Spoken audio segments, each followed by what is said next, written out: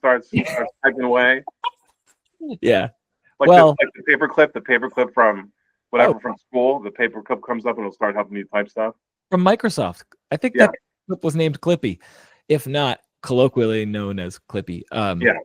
No, I don't know if they ever name. I think he pops up and he's like, "Hey, I'm Clippy. I'm going to help you like learn how to do stuff." I remember just skipping ahead. It was like you had to do all these activities, and then eventually the teacher would come by and see that you did like the final activity. And I was just like, if I just skip to the final activity, then I have time to screw around on the internet.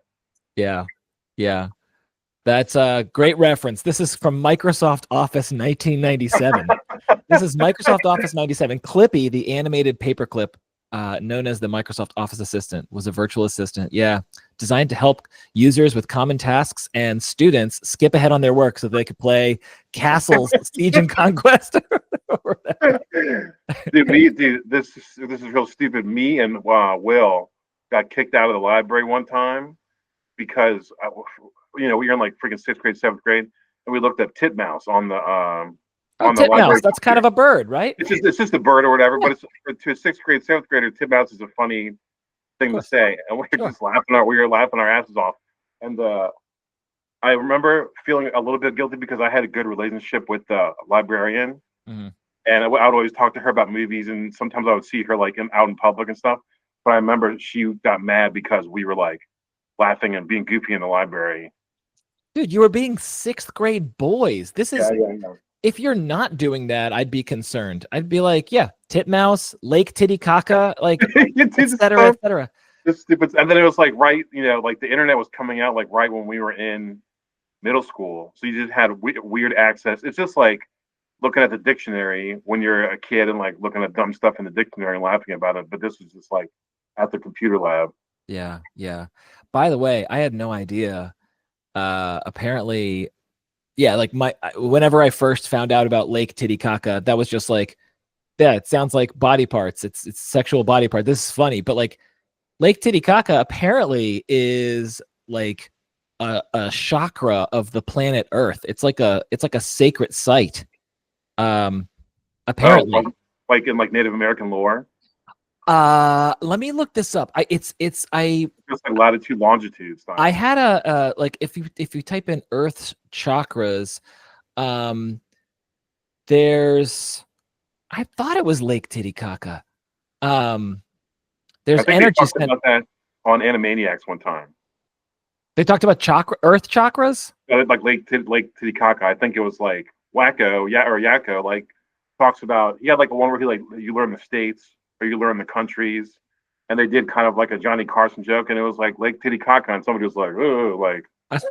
Okay. I'm gonna talk about that. Another deep reference. Yeah. So I my memory's not fooling me. Yeah, the root chakra is Mount Shasta in California, and then the sacral chakra is Lake Titicaca.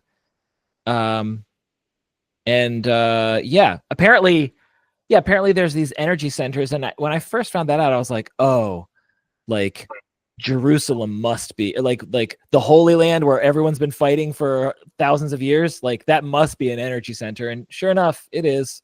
Yeah, anywhere where there's always turmoil and there's always something going on. It's like this is like where the tectonic plates fit together. It's just like the Earth. Yeah, it's obviously it's moving all the time, but there's so many little tiny other little factors that are happening. And it's like if you happen to live or there's countries that are associated in those places, it's like there's never going to be rest there. Well, I don't know about never, but just the fact that it's something's pulling people. Like the heart chakra is Glastonbury and Shaftesbury, England, which is near Stonehenge, and then the throat chakra is where the Great Pyramid of Giza, Mount Sinai, Mount Olives. I thought one of them was in the Middle East. Maybe I'm wrong about that. Huh. Okay, maybe I'm totally wrong. Me and Hana, there's like a bar down the street from us, and we'll go, a night a week out to eat, and they happen to be playing Godzilla vs. Kong from like 4 years ago on there, and the one where they fight Mecha Godzilla. And I was like, this is actually a pretty good movie. But like the fact that they like went like into the center of the Earth, I might be confusing it, but I was like, this is pretty sweet actually. Like they get in the weird ship and they go down to the center of the Earth, and there's all kinds of weird stuff going on in there. Which movie was this? This was Godzilla versus Kong. I think from like 2021 maybe. so okay. There's an original Godzilla versus Kong, is there not? Or was this the first concept of it, not a remake? Yeah, this was. I think they fought each other multiple times in like the 60s or the 70s, and Yeah. then they did like a connected universe. I think starting like 10 years ago, it was like Godzilla. There's like two Godzilla movies, and then a King Kong movie, and they're like they kept alluding to like, oh, they're gonna like fight each other, they're gonna meet up, but like I think they're essentially not they're not enemies, they're buddies. Mm. But then they have like Godzilla defeats one of the other monsters, and then humans, the idiots they are, takes the monster's brain and like puts it into a robot body, and then that goes crazy. So it's like Godzilla and King Kong have to team up to defeat the Mecha Godzilla. This is like Mary Shelley's Frankenstein, right? There's gotta be some older reference to this. I don't know. What I mean by that is just like older, like it seems like such a, one might say, like an archetypal story of like creating something, and then but like man trying to like bring life into being, and then but doing it in a yeah, same with like Jurassic Park. I was like, just because we can, we should. Yeah. I'm sure there's countless iterations of that, but when you talk about Godzilla and King Kong, that makes me think of like, so last night, I really shouldn't be doing this. This is a confessional segment on the show. Yeah. Robin confesses about things he shouldn't be doing. Dude, I'll be your priest. You be my priest, okay? Yeah. We're in Lent. We're in the Lent season. Oh yeah, you were telling me you had given up something for Lent. I can't. I always talk about. We had talked about maybe doing some drugs, and you were like, not during Lent yet. Yeah. So I did not give up social media or my my phone, my smartphone. Although I did give up the like the AirPods. Like I've been I wear the AirPods. I feel too frequently, and I feel like it disconnects me from my family. Like if my daughters see that I'm like, if I'm on a phone call and I need to wash the dishes, that's fine. But like if I'm just like listening to something and I'm around the house, in my view, it kind of like blocks opportunities for connection. I felt like I'm a little addicted to this. Anyway, last night after watching the Caps, who did they play? They beat who they played, and Ovechkin is now 4 goals away. Oh yeah, they kept doing like the medium. They're like, okay, they've got like 8 games left to play, 4 goals. They're like, you should obviously hit it before the season's done. My buddy has tickets to April 10th, and he goes to me at this last gathering. We were gathering at Lone Oak Beer Farm, and he goes, "I'm in this dilemma, Robin. The school play is April 10th, and I have Caps tickets." He's like, and Ovechkin might break the record. He's like, "What do I do?" I'm like, "Obviously, you go to the Caps game. Like, yeah. Get your wife to videotape the school musical, you know." Yeah, they have the musical more than one night a week. Like you can. No, they don't. No. It's a, there's like dress rehearsal. Anyway, okay, so I'm very far off my original. So you talk about King Kong and Godzilla. Yeah. And I'm on Instagram. I'm watching the Caps game, and it's over with. Or even at the end of it, I'm like, I'm like scrolling Instagram while watching the last couple of minutes of the game. Yeah. And my feed gives me an alligator snapping turtle, like hunting fish, like with its mouth open, and like a little goldfish is like right here, and it's just like slowly going for it. And I was watching that, and I mean, for folks who don't know, I adopted an alligator snapping turtle. Will, you referenced Will earlier. He's the one who inspired to name him Gamera. I remember. I remember in the tank. You had him in the tank at the House of Wheaton. Yeah.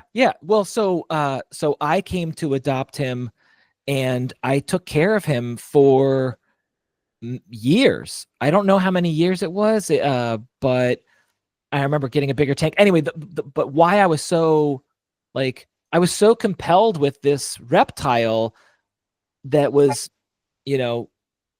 alligator snappers have this little lure on their tongue, and they move it around to make it look like it's a little worm. So fish like go into its mouth, and then it's crunch time. And I was just watching it last night. I was like, oh man, I remember I could sit there for a long time and just like people talk about like I can watch the fish swim. I would sit there and I would be like rooting for like the fish to die. You know, I'm like, Yeah. which is very dark. But my Instagram feed somehow knows that I'm. It's got me pegged for nature predation, I guess, and it just You're, threw me back to the. And I used to have alligator snapper dreams. So what would happen in my dream is that in reality I only had one turtle, yeah. but in my dream the turtles were multiplying. And for me, I was like, I feel like I wasn't taking good care of. I wasn't taking the turtle out and like letting him walk around enough, Yeah. or like changing the water enough. So there was this like conscience of like, In the dream, your subconscious was like, dude, this is what you need to be. You don't have multiple turtles. You just have the one turtle. You got to take care of. dream world was like, you shouldn't be taking care of him anymore. He's a problem. Not he's a problem. He's not the problem. The relationship between he and I is the problem. You just don't like, have enough time to give him. Yeah, time to give. So I did end up finding a reptile rescue it's based out of Catonsville, I want to say. There's a reptile rescue. Anyway, long way off the topic, but whatever. It's good that you recognize that and didn't just like let it become like you're just like, all right, dude, the best thing for our relationship is if we see other people, and it's like it'll be good for me, it'll be good for you. Well, at the beginning, there's something that like obviously I had a healthy fear of like, dude, if you take him out of the, like, reptiles are not cuddly. I mean, I guess some can be. People who own bearded dragons right now who are listening to this are like, you don't know what the fuck you're talking about. My bearded dragon snuggles with my daughter or son, right? Yeah. But like, this alligator snappers could take your finger off, even when they're not adults. They could be juvenile. Anyway, so I think I was like, I wasn't taking him out enough, and I was letting my fear of like, I don't want to get an injury, like, so I felt like I was mistreating him. But now he's in better, greener pastures, bigger tanks, etc. You never know until you try. You're just like, oh, maybe this would be a good thing, and then you try, and then you find out, oh, it's not. But unless you didn't try, then how are you supposed to know? Well, I mean, the thing is, his former owner was like, I'm moving and I'm not going to bring him with me. And I would visit him. I would stop off at the fish store on my way. Like, I get off work and I'm like, I'm going to go get some fish so that we can feed him, so I could like watch this amazing, spectacle of just nature. But yeah. So Anyway, I somehow, I mean, that came up in my Instagram feed, and I was just like, man, this is a throwback. And so I was like, I gripped again. Like, the algorithm was like, oh yeah, time on screen. Robin's like watching for 3 minutes straight. We train our algorithms, don't we? I watched. There's a guy. I don't know if you're familiar with Burback. He's like in his like late 20s. He did a couple of videos the last couple of years. One was like he ate at every Margaritaville in the United States, and then the year before that, he did every Rainforest Cafe. He did him and his brother went on a road trip and did Rainforest Cafe, hit every Rainforest Cafe, and then the year later, he was like, how do I top it? He did every Margaritaville. So he does like funny YouTube videos, but the one he just did was he took his cell phone and put it in like a safe for like a whole month. He did like 30 days, no cell phone. And then it was the journey of like everything that he did. So he was like, I got to go back to using MapQuest. I got to like call my friend and be like, I'm going to be here at this time. You have to like wait for me because I'm not going to be able to like text you. It was interesting. It was cool to see somebody who's more or less been like, because we didn't have cell phones when we were like in middle school. They started coming around late middle school, high school. But somebody who's like 10 years younger than us that's always had a phone. How they dealt with it. And he was like, I got on my laptop a whole bunch, and I would check social media on the laptop. Just being able to have a disconnect from, it's not just like in your hands 24/7, that you can like be somewhere like, I'm going to be on the bus and I'm just going to like look at the people on the bus. And when I'm with my friend, I'm not going to be checking the phone, or there's not going to be any distractions. So you have more of like a connection. Yeah, no, totally. There's this comedian, Dave Rubin. He inspired me. I haven't done it yet, but I think he I don't know if he does this every year, but at least one year he took off the whole month of August and did the same thing. Basically, he was like, I'm disconnecting, and then there would be like the first episode back, one of his friends or colleagues would be like, I'm going to interview you now. Like he's the host of a podcast, but then he becomes the guest, and the guy's like, here's everything that happened in the news, like not just cell phone. So I should clarify, he disconnected from any event. He was like, I purposefully, no papers, no TVs, no events. Like I want to be in a hole for 30 days and then like learn what happened in the world. Yeah. And then he would be reacting in real time. And I was like, there's an interesting, experiment. Yeah, that's I remember this. Okay, so it brings up me. I was hanging out with my buddy in York when Trump got shot or attempted shot or whatever. All this stuff. But we got into an argument afterwards because he, I guess, is a Trump fan, but he was kind of keeping it to himself. And at that point, he like came out with it. And I was just like, so we we talked about it and everything. But he later admitted he was just like, I would like to just not take in any kind of media or any kind of news or whatever for like a month and see where his beliefs and where his stuff lies after not. Because I feel like he's a very easily susceptible person. Mm-hmm. And it's like, if you tell him something enough times, he'll just start to believe it. And it's just like, because of, he's in Pennsylvania, he's in like a semi-isolated area. It's like, I think it's really easy for him to just become Trumpified. And it's like, but the fact that he did realize like it's because of what I'm taking in, he was like, if I was able to like not take in anything for a month or so and then see where he is after that, I was like, okay, at least he knows. Yeah. I mean, it's kind of a nice reset or a perspective shift, just like in terms of like the nature of something happening gradually. Like most people will be familiar with the notion of the frog in the boiling water, pot. And it's not going to leap out as long as it's gradual. I also associate to a Jordan Peterson talk where he's talking about like the Germans. I think he's talking about the Germans, not the Russians, but essentially authoritarian takeover of a government.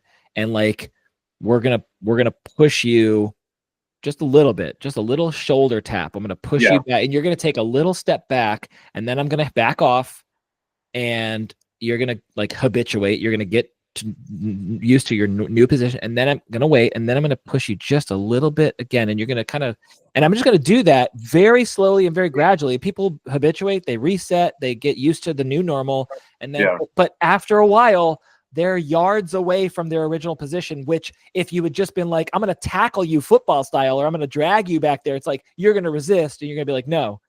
And I wonder, with the idea of your anecdote of saying like, here's how I think about politics, or here's how I think about Trump, and then like taking space and time away to kind of reset and then come back and then get all of the flurry of the news and be like, oh, actually, instead of it being gradual, it being a flood storm. I think that's the gradualness is why we're in the position we're in now. But it always makes me, but it makes me think of Crocs. Like when Crocs first came out, I feel like a majority of people were just like, this is so stupid. Like, what is this gardening shoe? It's just like people weren't, but then it's just like, oh, your friend gets it, or like your kids, your neighbor's friend's kid, somebody has it, and they're just like, oh, it's really good shoe, you should try it. And then you're just like, no thanks. And then eventually somebody else, like when other people get into it, and then like it surrounds you, and then eventually people just give in, and then you become somebody who 10 years ago would have been like, Crocs are so stupid. Now they're just like, oh, Crocs, they're just like the greatest shoe, man. I can't believe it. And it's like, I feel like that's the same with people are easily marketed to. People are easily, it's hard for them to say no. I feel like that there's got to be something in social psychology that studies that sort of a thing where it's like it reaches a critical mass of exposure. Like in marketing, for example, that there's like something like 7 touches. Like there's like an ad, a Google ad, or like there's a bus advertisement, or then you're like, you're looking through a theater program and there it is again. And you're like, when you see it 7 times, you're like, you know what? I am going to call Bill and Jenny's landscaping services or whatever. Yeah, it's the same. Like right now, that's what I was gonna say. What made me think to call you to get on the show was we always meet up around springtime. Usually, I feel like every year around springtime, I'm like, oh, me and Robin usually do the thing around springtime. But a lot of radio stations in the spring, the fall and the spring, will do like member drives and like pledge drives where they try like TMD or the classical station. They try to get money in the spring. And like I listen to the station, but I hear them over and over. They're just like, hey, just like a little bit counts. And the more they do it, the more I'm like, maybe I should just donate some of the money. Like why? Like it slowly wears you down, you know. And it was weird to me to see that where I was like, oh, well, maybe I'll call them. And then it's like if I had heard it another couple of times, maybe I will actually donate some money. And one of them was like, we don't even care about donations. Like we just want new members. We don't care how much you can donate, but if you could be a member, and then it's like eventually if you be a member, then down the road they can ask you for more money, but it's just like whatever hook they can use. Yeah. To get you in. Yeah. Yeah. And a member with your phone number, email address, physical mailing address, et cetera, et cetera. Eventually you're going to encounter materials that resonate with your values. And you're like, oh, this is a good cause. Like the rest of it, I just recycle, but like, we got to feed those kids or whatever. You know what I mean? Like what's funny about that is I always played the long game. I never really felt like I'd listen to, still do, public radio, and there's always campaigns, and I'm like, nope. And I was like, one day I'm going to donate my car. Well, that was last year. Like I still got to wait for my accountant to send me the tax return. But this is the first time where it's like, you know, your accountant says, did you donate a boat or a vehicle or whatever? And it's like, I get to check yes this year. And it's like, that went to WAMU and that covers me. Like that covers me now for the next 5 years, 10 years, whatever. Well, the thing about if somebody had a boat, like I understand the car, they could use the car, but it's like the boat. It's just like the radio station just has like a fleet of boats. No, it's an asset. For them, it's an asset. It's an auction, and then they take the money. Not the Kelly Blue Book money. Yeah, not the Kelly Blue Book money. If they didn't sell it, they just have like a dock somewhere where they're like, oh, we're going to use the boats and go out on a little fishing trip. Yeah, that's the Potomac is full of the harbor is what's it called? The marina. There we go. The marina is full of. NPR has their own lot of all those donated boats. By the way, we are talking on April 2nd. According to the Trump administration, it's Liberation Day. I think that means this is when the tariffs go into effect. But we're the day after. I know, Rich, for listeners only, the Rich is shaking his head. And we could completely spiral into many political conversations, but I'm actually invoking today's date to say, did you do anything for April Fool's Day yesterday? Did anyone fool you, or did you fool anyone? I know this is somewhat of a juvenile question. And no, it's good. No, well, this is another thing I was going to ask you. How's Mercury retrograde going for you? Okay, I don't know. I wish I knew. I thought it was Venus is in retrograde, but the question is, how is Mercury retrograde going for? I don't know anything about astrology or how the planets move, but can you translate that? Yes. My wife is really into astrology and a lot of that stuff. But for me, the only thing that I tend to focus on, or like when it comes around, Mercury retrograde it happens like 3 times a year, and it's for about 3 weeks. And it's where communication, I guess Mercury controls communication and like electronics and stuff. So there'll be a lot of issues of miscommunication and, oh, I sent you the text, but I didn't get the text, or like people misunderstand each other kind of stuff. So the fact that April Fool's Day falls during Mercury retrograde, I thought was an interesting parallel. It's like a day where somebody to get fooled, and then a day or during a period of time where like a lot of information isn't received or things are miscommunicated. I thought it was good. And April Fool's is you know, I think about miscommunication as something that's not intentional, whereas the prankster, the trickster, is like, this is their holiday, right? Like I'm intentionally wanting to trick you or deceive you, but still falls in that category of. Yeah, but I figured since like April Fool's is more of like a young kids thing. But then as you get older, it's like you get fooled by the universe, and the miscommunication stuff is what got me yesterday. I've been having teeth problems on and off for a couple of years now. Say again, what problems? Teeth, like Oh, dental problems. And so I was like, all right, I made an appointment to see a new dentist, or like to see a different dentist. My normal dentist was on like a vacation. So I was like, all right, I'm having some trouble. I need to go see somebody. But then when I got there, it was just, I feel like I was getting pranked. Like they weren't listening to like what I was saying, or like the information that I gave them. What, like they just like stuck on like this one piece of information. And I was just like, no, you're not listening. Like you're not listening. Like I'm telling you one thing and you're hearing another thing. And I left and I was just like, I thought I was on like candid camera. Like they just didn't hear what I had said to them. And I was like, I think that was whether it wasn't intentional, but I was like, I think I just got fooled because I had to like get off of work, go to I drove like basically back home to go to this like new dentist person. And then I left and I was just like, what was that even about? I was like, it seemed like that was almost wait, like did I hear you say new dentist? I went and saw somebody else, like my regular, I have an appointment. Oh, it's the same office, but a different practitioner? Notice a completely different Different office. place. Okay. Yeah, I have an appointment next week, but it's like it's getting worse. So I was like, what if I can just see somebody before then and they can take care of it before dealing with it for another week. But then that person was like, oh, you have an appointment with your regular person? Okay, just go see them. And I was just like, no, I'm here to see you so that maybe you can take care of it before they can take care of it. And they're like, oh, I don't have time. And I was like, on the phone, the secretary said, you have plenty of time. So that's why I went in thinking like, oh, I'll get the problem taken care of today. And then they were just like, no, just wait until you're a normal person. And I was just like, yeah. No, that's I left so feeling frustrating. Yeah, I left feeling pranked. Yeah. Yeah. Well, the reason why I asked you if you were it was a new dentist, I was like, uh-oh, is Rich developing a file? You know, that episode of Seinfeld where like Elaine, like the doctors don't trust her or whatever. They're like, oh, she's a difficult patient or whatever. She's like, and Jerry says something like, yeah, they share information. Like, and so she goes to like a new doctor and she's like, what are you writing down? What are you writing down? Yeah. I'm sure my insurance are just like, dude, he's been there a lot of times, man. What's going on? Like, and then eventually they'll just be like, maybe you have this. Like maybe you're just like imagining it. I'm just like, I'm not. I'm like, it's real, but they're just, small things. They just don't pick up on it. Yeah. Did you get pranked? Did you get April Fool? Well, bless her heart. My oldest daughter, she wanted to try to. She was very enthusiastic, and she got disappointed every time I was not scared. And I, for whatever reason, the spirit of playfulness was not possessing me.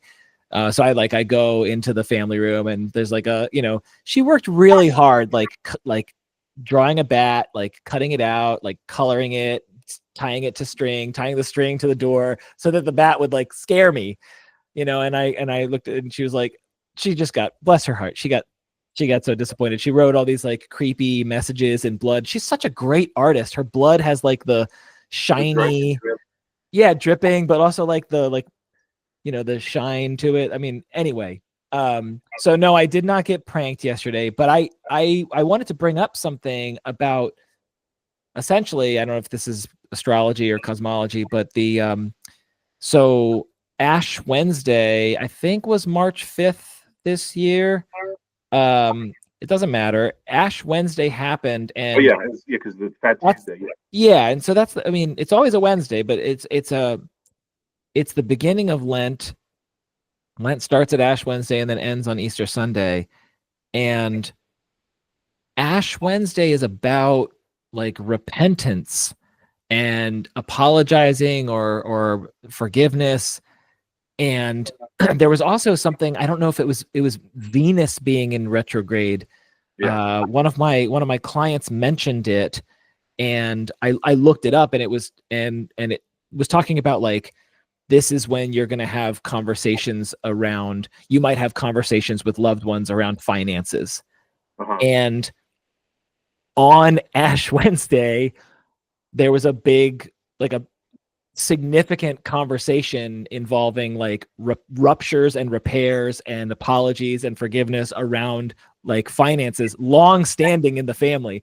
And it happened on that day. And it was just, of course, listeners can be like, that's a coincidence, right? But like, when I didn't know I wasn't conscious that this wasn't planned. It was like Yeah. that happened, and then after the fact, I looked back and I was like, "Holy shit!" Like that's just on both of those dimensions perfectly lines up, and I was just like, "That's pretty epic." Anyway, Like I feel like I know when Mercury retrograde is. Like I look it up and I mark down on the calendar like, okay, this these weeks, like you should be aware. And I know some people with astrology or with anything, they're just like, oh, it's coincidence, oh, it's this. But I'm like, I guarantee you could not look at it for a whole year and then just write down on your calendar like, oh, this day, this weird thing happened and this weird thing happened, and then look back and compare and contrast when Mercury retrograde happened or Venus retrograde, when the things happen, and compare and contrast them. I bet it'll line up. Like the day that you had the really weird conversation or the day that this happened, it happened to fall at the same time as yeah, yeah. I should do that experiment, and because for the longest time I was dismissive of astrology. I sort of took the not cynical, but I don't know, and I don't want to call it cynical and I don't want to call it arrogant, but there's an energy there that I don't know the right name of it, but there's an energy. I'll reference Neil deGrasse Tyson Mm-hmm. deriding astrology. I mean, he's an astrophysicist, so of course he's like I'm in the serious business of studying quantum physics and astrophysics, and that astrology stuff that's the woo woo stuff. And one of his talking points is like, like the Earth's poles flip every, I don't know if it's like 10,000 years or whatever, but like there's a magnetic shift and a realignment of where the poles are. And if that happens, a human being's perspective on the universe, on the nighttime sky, Yeah. is different. And so when he talks about like, now we're in the year of the dragon, or now we're in what's it called, the age of Aquarius, or Uh-huh. whatever it is, he talks about how like all that data is messed up anyway, that talking. So I I sort of bought into that. I was like, yeah, that makes sense. I follow that logically. That means like, Yeah. if you think this is supposed to happen, it's actually 2 months later when it happens because of that magnetic shift, right? Right. But all that said, I am in a very different place cosmically these days than I was in my 20s and 30s.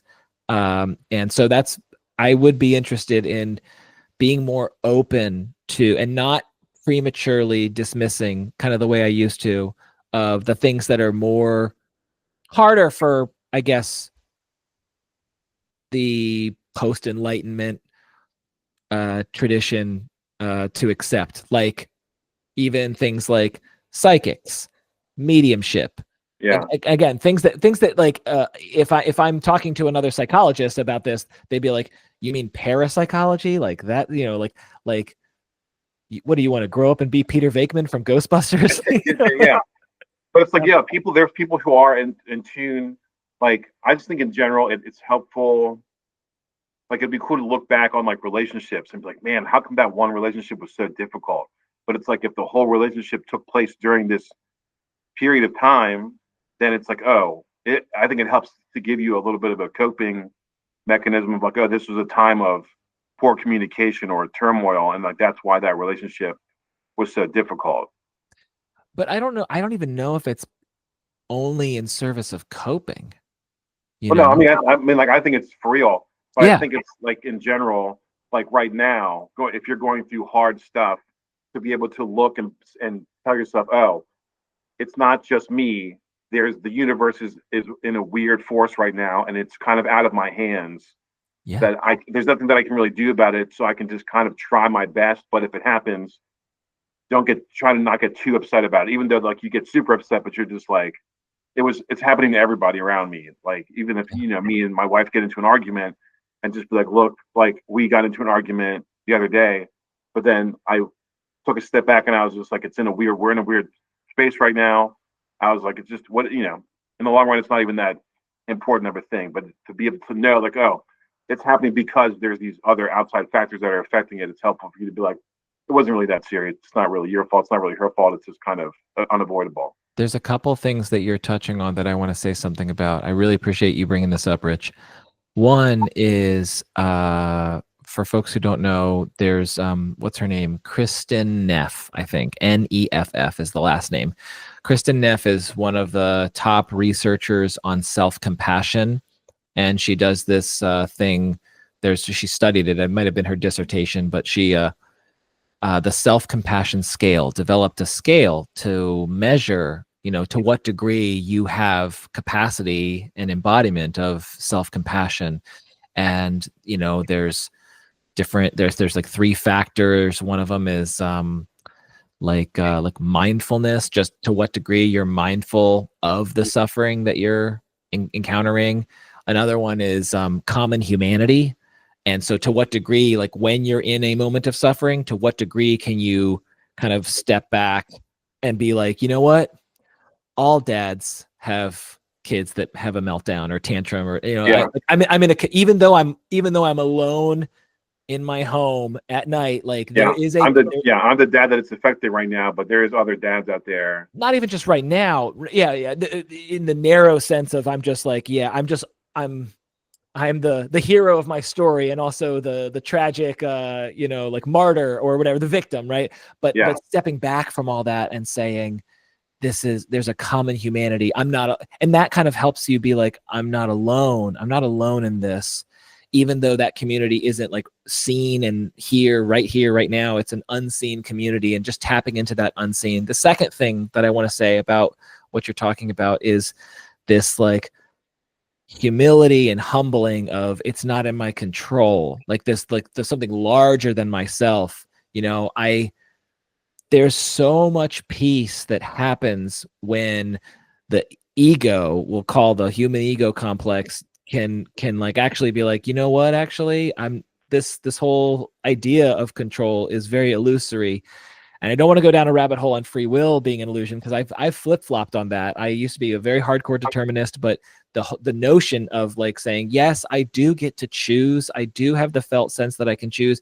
And also it's unfolding, and it's a great mystery, and I don't have to feel self-blame and shame when I make a mistake. I can just, say like, yes, this is just, there's a large divine plan here. And could I humble myself and be like, what is the universe? What is the structure of being trying to get me to learn here? And again, this goes into more of like Hindu cosmology, and not just Hindus, but reincarnation, and saying, oh, I didn't know it. I wasn't always Robin, but in this lifetime, I'm a Robin right now. And like, my soul has contracted to like, to choose my parents and so too with my daughters, they chose me. Why are these soul families clustering together? What lessons are we trying to learn? And so that can also help wake you up from whatever suffering one is in, to just kind of be like, oh, okay, this is happening for a reason, actually. Like it's and again, that's hard for people to do, be like, thank you for this automobile accident. Thank you. Thank you for my child developing cancer. It's like, that's obviously, I don't think anyone reasonable can expect you to be like, be grateful for that diagnosis, but rather if one can shift and if you can find the gratefulness in, it's not like you have to find the gratefulness in every situation, but if there's situations where you can find the gratefulness in it, it's more for your benefit than not. Like a lot of times we'll be trying to leave the house and it's Hannah lost her phone, or she doesn't know where her phone is, and it takes like 20 minutes to find the phone. And finally she's like, oh, it was just like right under this. But it's just like, we're like, oh, well, maybe you lost the phone because we were going to get in like a car accident, and the 20 minutes prevented us from getting in the car accident. You just got to kind of look at it as like, it wasn't like, obviously the kids getting cancer thing is terrible, but it's just like the small things. You're just kind of like, maybe that helped us in some way, that helped us, Well, okay, that's funny that you say that, because that is the go-to for me. If we're in traffic, I'm like, no. This traffic jam is so that we don't get into the car accident. Yeah, or it's like we missed it. It's like, oh, this traffic is from the accident that's like a mile down the road, and we missed it. And if we had left the house earlier, then that would have been us. Totally, I totally get that, and we can't know. And that's but I also enjoy like resting in that potential narrative of like, you know, it flips the stressful event on its head. It's like, no, again, like, no, we were supposed to be on that flight, you know, Yeah. versus like, yeah, like yesterday when I went to the dentist and it was a wash, it was a waste of time. But then I was like, oh well, maybe me going there would have prevented me from getting into an accident. Like if I'd stayed where I was supposed to stay. It's just kind of, you have to look at it from a positive. Try to look at it from a positive perspective.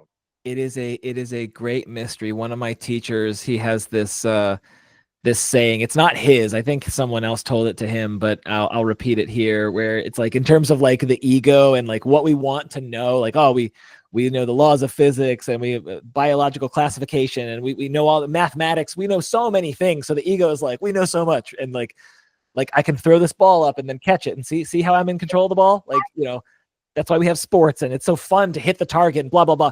But here's the thing. He goes, yeah, we know nothing. He's like, we're not even, it's like, we're the tip of the iceberg in a dark ocean. And it's like, but it's worse than that. We're not even the tip of the iceberg. We're the bird. We're the seagull turd on the tip of the iceberg. He's like, no, it's worse.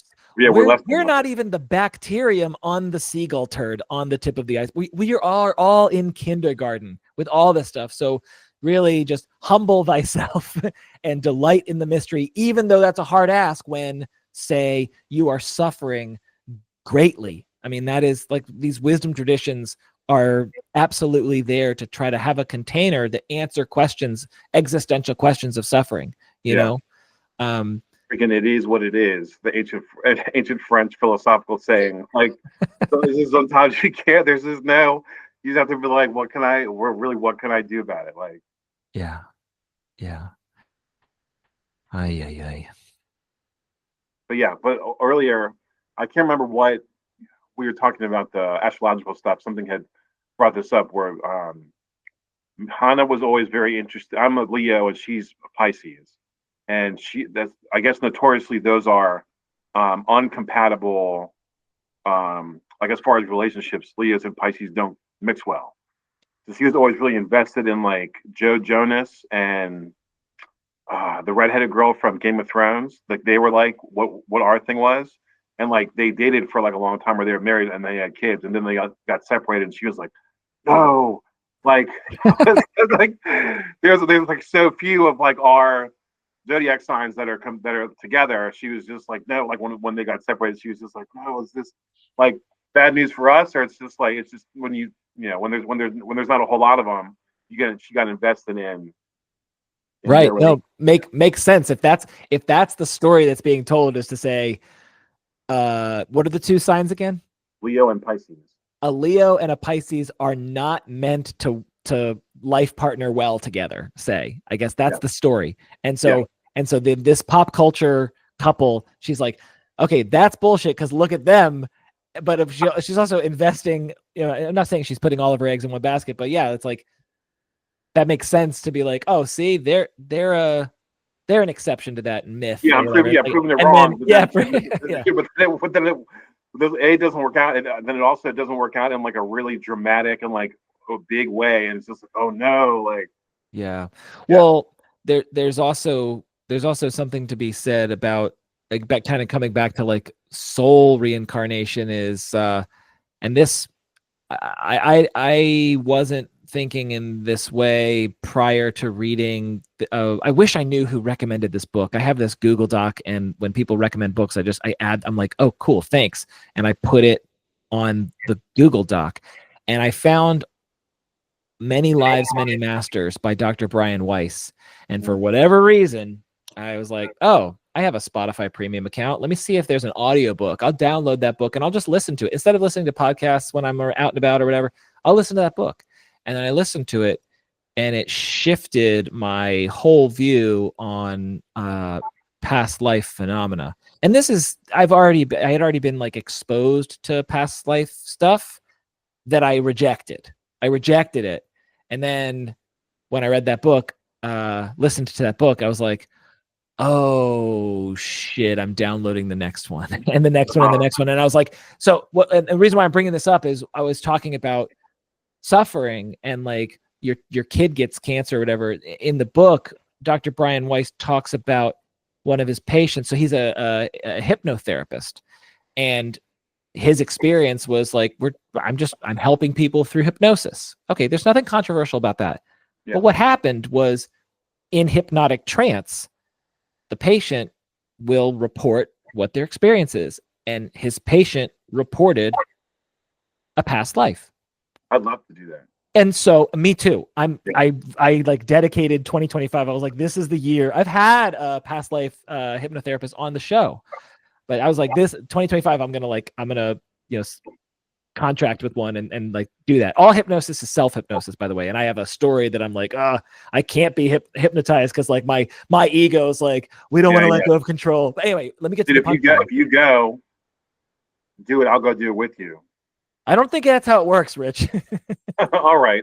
I don't. That'd be very interesting, though. I don't know if that's because if you're put in a trance state and it's completely like not at the same time, but like I'll go with you to the facility. Okay. And like I'll be witness to your. I mean, I know they record it, but like I'll be witness to your thing, and then you can be witness to mine. I don't think they do. I don't think they do record it, but now I get it. It's not. You're not suggesting we go get a couples massage. It's like we have to pay a lot of money where they find where the two of us knew each other both at the same time. We were both like Confederate soldiers or whatever, like 200 years ago. Exactly. Yeah, with that beard, you're closer and closer to the look of the Confederate soldier. Yeah. So let me get to the punchline. So his patient contacted not only her own past lives, but she contacted this place of the life between lives. Mm-hmm. And so when the soul leaves the body and goes to a place between lives while it rests and basically like waits for the next metro train and says, am I going to get on board? Yeah. Okay. I'll contract and I'll jump back into Earth school because I didn't learn these lessons from the previous lifetime. I want to learn these lessons. Or I don't know what it's like to be poor. I've always been wealthy. I want to know what it's like to be poor. I'm going to choose this family. Okay. Yeah. But one time his patient contacted what are referred to as ascended masters, which is called many lives, many masters. And this master basically told the hypnotherapist, Brian Weiss, saying like, this message is not for her. This message is for you. Like she's in trance right now. We're talking through her to you and giving you information about your son who died when he was like 6 months old or whatever. He had a very rare condition in which his heart was like backwards or something. And so, but basically forbidden knowledge. Like he's like, there's no way this patient knows this about me and my family and all this. And the master was communicating and letting him know, like, his soul is with us. He wants to say like how much he loves you and that it was his great honor to pay off karmic debt. He chose to come in and die as a little 6-month-old to pay off debt. And I was like, oh shit, that really reframes tragedy. And again, anyone who's watching or listening to this and saying, "But that's horseshit," you're welcome to that position. I'm not trying to convince anyone here, but I'm speaking for even if you take pragmatically the psychological utility of, whoa, if I adopt that cosmology or worldview, that reframes tragedy.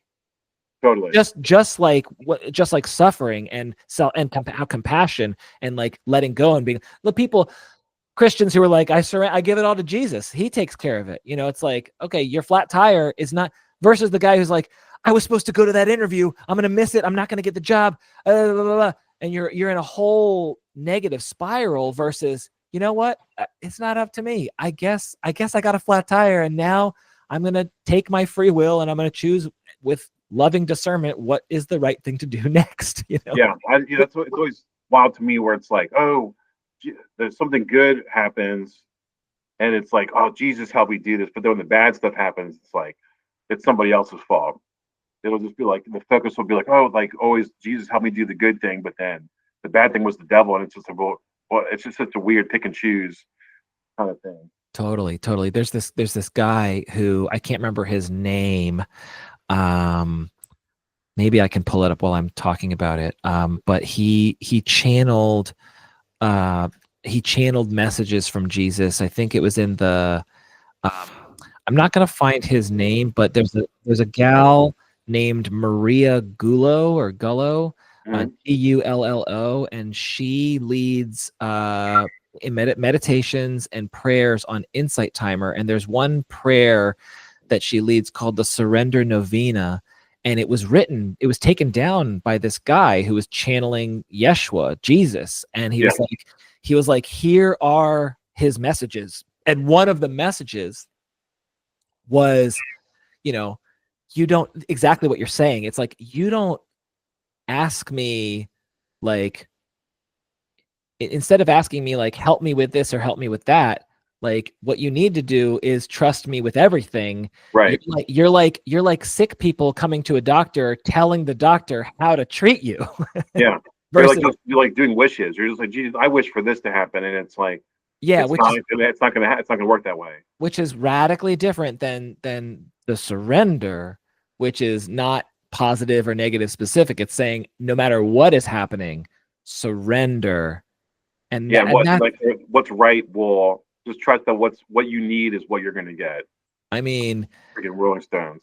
surrender is so hard. I mean, it's the source of so many bad psychedelic trips because the person is like, I'm gonna go down on a retreat to make an ayahuasca like ceremony. Like, I want to heal my trauma or my intergenerational stuff, and not all of them is on board, and they're not. Yeah. So part of their ego is like, no, we didn't pay for this trip. We didn't sign the consent forms.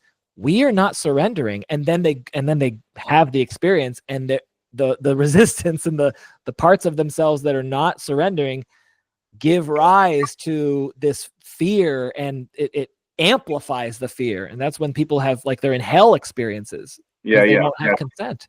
It's not gonna happen the way you want it to, but maybe you'll learn through experiences. Though it's like it happened the way that you needed to happen for you to be able to like take it in.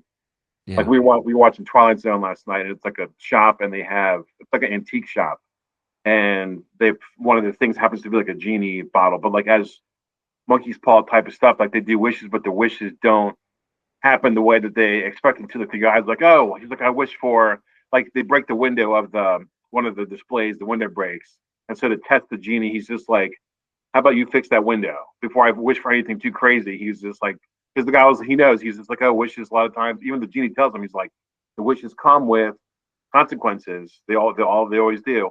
And the guy's like, all right, well, let's just test the window, fix the window that I broke, just so I can prove that you're telling the truth. And so he fixes the window, and the guy's like, okay. And then he wishes for like $1 million. And then like all his friends come over, he starts giving out the money. But then IRS shows up, and IRS is like, oh, you owe us like 900,000, whatever. So in the long run, he winds up with like a handful. And so then he's like, all right, I got to make a wish. It's like the Simpsons one where he does the sandwich, and like the fucking turkey's dry. Turkey's too dry. It's like, I got to do one that's like not going to have any problems. And the guy's like, dude, whatever you do, there's going to be something. There's going to be something. But he tries to like outsmart the genie. And he's like, I want to be like the leader of a country, but I can't be diselected. He's like all these like things that he thinks or whatever. And the guy basically like turns him into Hitler. And he's just like, fuck. He's like, fuck, dude. Like, this is the worst thing that could ever happen. So then he just wishes like, okay, I just want to go back to the beginning. And it's like he just the whole journey, he just wound up being just thankful for what he had. Like, okay, we weren't swimming in money, but at least I have the shop, I have my wife. It's better to just be thankful for what you have than to or be like, oh, I wish I had this and I wish I had this. But you have to learn the hard way. Sometimes that's the punchline of coming back from a terrible trip, is to be like, oh my God, I'm so thankful to be back in my body with breath and just Yeah. here on earth alive, instead of in the spirit world where it's terrifying. Yeah. And even, Where even it like can be terrifying. near death experiences. You're just like, what was that? And then it's just like, oh man, it's just better just to kind of wake you up and shake things up and be like, man, I'm thankful for everything that I've got going on now. Then yeah.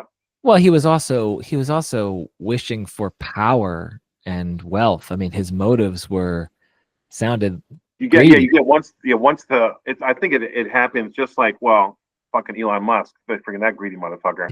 It's just like you could be satisfied with a little bit of something, but it's like, the more you get, the more it like you acclimate to it, and then you're just like, well, it's not enough. It's not enough. It's just like this dude has all the money in the world, but he's not happy. Like he's got 13 kids, no family. He's just like can't ever. He's not gonna be able to buy being a cool like person, even though he has all the money in the world. It's like, dude, you could take all that money and cure world hunger or house the homeless, and then people would love you.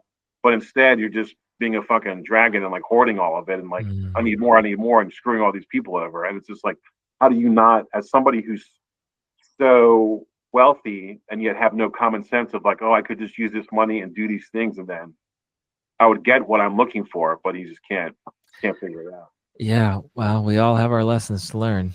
I will invoke maybe Elon's soul in the last lifetime was in absolute, deprivation and poverty, and he was like, I'd like to. I mean, I'm obviously completely speculating, but he's got lessons to learn for sure, and he's not. I want him to learn them, and then I want us to see him learn them. Yeah, yeah. Yeah, I mean, a lot of people are disgusted by, the allegedly the world's richest man. I think there's an argument to be made that Putin is the richest man. Yeah, but then supposedly he's, he might be controlling everything from the top.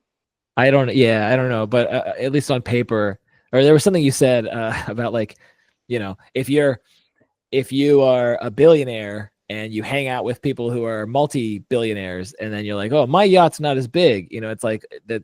It's an illusion. You always, the mind wants more. Yeah, it's like the part in American Psycho where like they're looking at the business cards, and it's like, take a look at my. Are you familiar with what I'm talking about? I've seen American Psycho, but I saw it in high school. There's a part. They're all like, it's all these freaking trust funds. Like they're like all the like VPs and whatever, like owners of the company, but really they just kind of sit around all day. But they're like comparing business cards, and it's like, let's take a look at Jeff's business card, and it's like essentially they're all the same business card, like white card with like black lettering, but like, oh, this is bone, this is this, but it's like the rich guys sitting around with the yachts. It's like you have a fucking yacht. Just the fact that you're a VP of a company, who cares what your business card is? It's like you own a yacht. Who cares if your friend's yacht is 10 feet bigger than your yacht? But it's just like you're not concerned with that. You're just concerned with like these little stupid little details, and it's just like, just be happy with like what you have. Yeah, well, isn't it hard to help someone wake up from the trance from that sort of spell? Well, that's what I was thinking of earlier, like with my buddy, and like basically everybody who's fallen for Trump's bullshit. It's like, if he was just, I'm not going to openly say get rid of him, but if he were to just disappear, I feel like a lot of people would wake up from the trance. Like the fact that he's just constantly like the news covers him 24/7. He's constantly spewing bullshit 24/7. There's so much. It's like what we were saying before, like with the Crocs and with everything. If somebody is just bombarded by the stuff all the time, it's hard for them to wake up. But then if the stuff were to go away, or if they were to take a step away and not have it, then all of a sudden it's like the people, I feel like, would be able to wake up. But because they're just constantly surrounded by it, it's hard to take to see the light, I guess. Because this conversation is happening between you and I, Rich, I associate to that Treehouse of Horror episode when they stop looking at the advertisements. No, yeah, right? they lose all their power once no one pays attention to them anymore. Yeah, did you ever watch? It was called Merlin. It was on NBC. It was like a mini series with No. Sam Neill from Jurassic Park is Merlin, the wizard. It was like there was a lot of really good like late '90s Hallmark sponsored, like, oh, we're gonna do Gulliver's Travels with Ted Danson, and we're gonna do the story of Merlin with and like they did like an Alice in Wonderland one time, but he's Merlin the wizard, but there's this like other witch, this like evil witch. It's always like fucking with him, and eventually he fights her one-on-one like a magic battle, and she's like, you can't defeat me. But then all of a sudden, like all the people show up, like all the people of the kingdom, and he's like, you're right. He's like, you're right. He's like, I can't defeat you. He's like, we're just gonna forget about you. And she's just like, what? And they just all like turn around and like start walking away. And she's like, look at me, like pay attention to me, like and they're just like, fuck, like whatever. They just don't even acknowledge her. They just keep walking away, and eventually she just like disappears from no one remembering her. Like it's more like symbolic in that part of the movie where they're just kind of they walk away and like they're no longer in earshot. But it's like they're like the way Merlin tells it. He's like eventually everybody just forgot about her. They stopped paying attention to her and they just kind of moved on. And then that was it. Her power was she didn't have any power anymore. And you wish that not just the citizens of the U.S. but all over the world, people. The whole, dude, so every other country except for us and majority of this country, I feel like wish the same thing. But it's just like it's like my buddy who in York, who I was talking to. This was back in the summertime or whatever when Trump got supposedly shot, and then I thought I was like, oh, maybe he will like step out of his comfort zone for a little while and stop hearing all this stuff. And then we were watching the Super Bowl, and Trump was at the Super Bowl, and I hear my buddy go, "Man, he really knows how to do it." And I was just like thinking to myself, like, what are you fucking talking about? Like, what does he know how to do? Just go to public events, like waste taxpayers' money? I was just like, he sees him as this like huge baller, like somebody to like admire. And I was just like, dude, you idiot. But it's just like I'm not. No matter what I try to say to him, he's so far deep into it. He's not gonna listen to what I have to say, or he's not gonna see what I have to say as the truth. Yeah. Well, yeah, there's a couple things I want to say, but I know they will evaporate like the morning dew if I take too long. Let's see here. Well, the first thing that I wanted to say was it takes energy to when someone that you care about, a friend or a family member, does something that agitates you, that's like the witch sucking your energy. I mean, it's it gets in a, you can write off a stranger, like somebody on the street. Like I got into like a road rage thing with a Trump freak person, and I can just write it off. But like if it's somebody that's like been your friend for like your whole life, it's just like it's hard to write off, and B, you don't want to write it off. It's like if you saw your friend was in a cult, you're like, I want to save them. I'm not going to just give up on them. Right. No, totally. And there's a way to show that you care that doesn't suck out your energy. Yeah. There's a way that like you're because you come from a place of like loving the stuff inside of you that's getting agitated, like loving it like a parent, and being like, yeah, I get it. Like, I get it. Agitation. I get it. You're really, really pissed off because like he's totally believing lies, and we love him and we care about him, and it's not good for him. And okay, but would you give me space and would you be willing to let me be with him? So because this agitation is not who you really are, it's not the same age as you. And then when you're leading from this kind of higher self, that doesn't take any energy really. It feels so effortless. And then you just, they're not a stranger that you just write off. They're your friend, they're your loved one, and you meet them with this open-hearted curiosity, this no agenda, like, oh, okay, yeah, tell me why you said he knows how to do it. Like, why showing up at the Super Bowl? I'm curious about that, because you're not coming from this like you're wrong. Let me disabuse you of why you're wrong. You're coming from openness. Yeah. And you can. But just to finish that up, it's like you can actually wake someone up from a cult with that presence, not with the "you're wrong, don't believe their lies." All that does is it hooks people in more. They dig in their heels more. It doesn't work. Yeah, being combative, it's not gonna. Yeah, they're just gonna defend. They're gonna defend their position harder. Yeah. The other thing I wanted to say though, before it evaporates, is that witch that you were talking about, that's like she wants everyone to pay attention to her and everyone turns their back, and that drains her energy. That sucks her energy away, right? And then she fades. I want to say something about that.